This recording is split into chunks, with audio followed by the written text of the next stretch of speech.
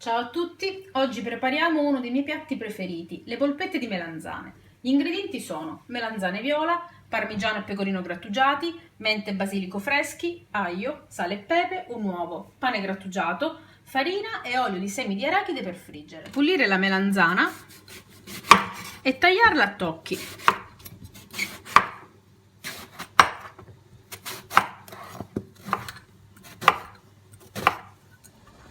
Lessare in acqua bollente salata per 20 minuti.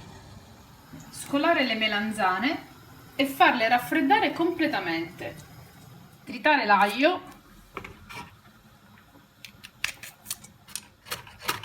e finemente il basilico e la menta. Unirli all'aglio.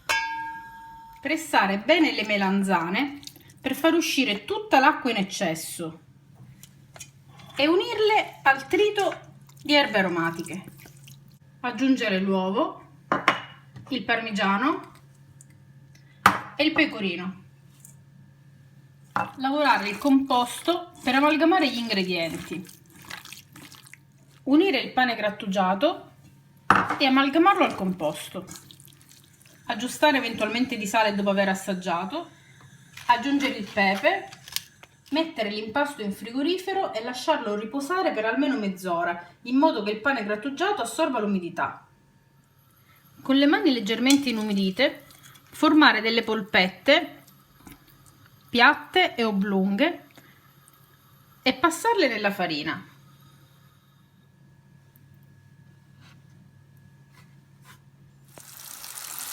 Friggere le polpette in abbondante olio di semi bollente fino a doratura.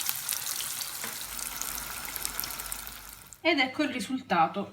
Le nostre polpette di melanzane sono pronte e buon appetito!